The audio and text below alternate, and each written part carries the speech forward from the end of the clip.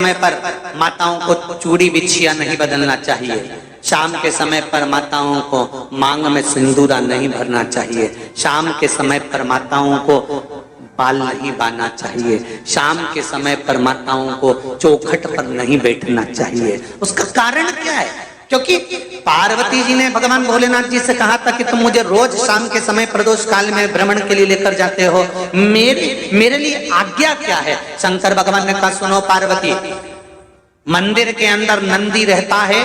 जाने वाला यात्री जब मंदिर में मेरा दर्शन करने आता है तो नंदी के कानों में कहकर जाता है कि शिव जी को मेरे यहाँ लेकर आना। मैं नंदी के अनुसार उनके घर जाता हूँ।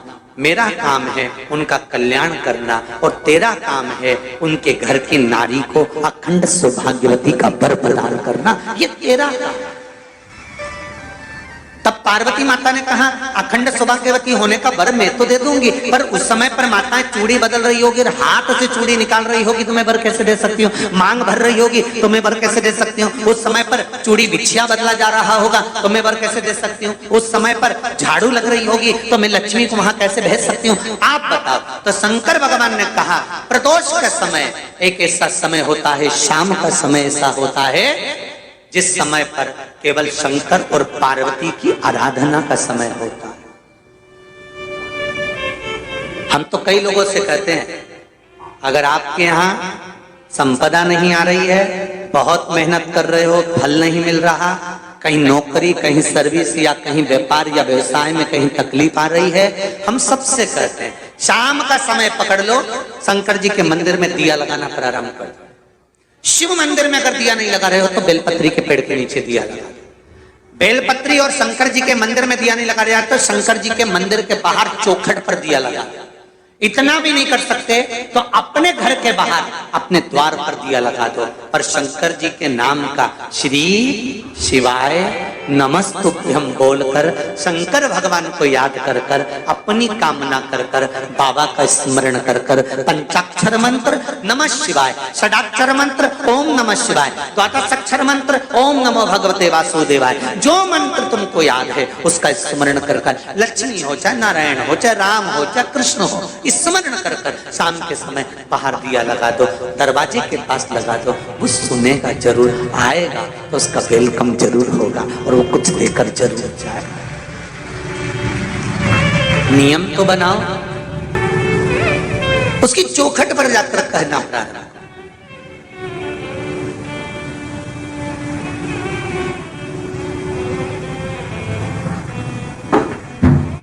बृहस्पति महाराज ने कहा कि शाम का समय जो प्रदोष का समय होता है उस समय पर इंद्रदेव तुम शंकर जी की आराधना करो। शिव आराधना से शंकर जी जो मार्ग प्रशस्त करेंगे, शिव आराधना से जो शंकर जी कहेंगे वो तुम करना। ठीक है, आराधना करी बाबा भोलेनाथ जी।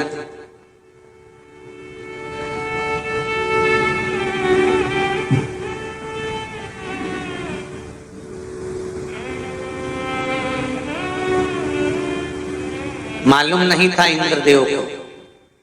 बृहस्पति महाराज ने प्रदोष की महत्वता समझाई तो प्रदोष का समय जानकर शंकर जी पर 7 बेलपत्र प्रदोष के दिन इंद्र ने समर्पित कर दी बिना सोचे। कितनी बेलपत्र? 7।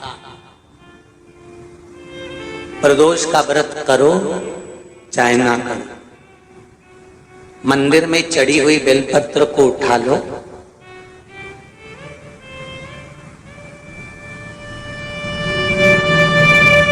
बेलपत्र का ब्रह्म कमल बना लो,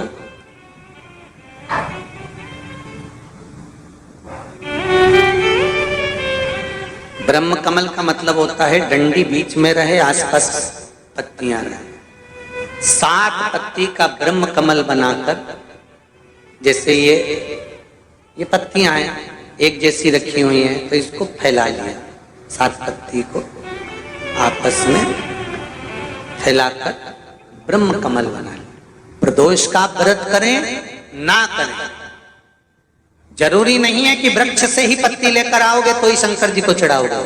शिव जी पे से चढ़ी हुई उठाकर धोकर ब्रह्म कमल बनाकर बाबा से विनय कर कर, हे प्रभु आज मैं इस काम के लिए जा रहा हूं, बाबा मेरा यह कार्य है, बोलकर श्री शिवाय नमस्तुभ्यम बोलकर शिवलिंग पर समर्पित कर दो।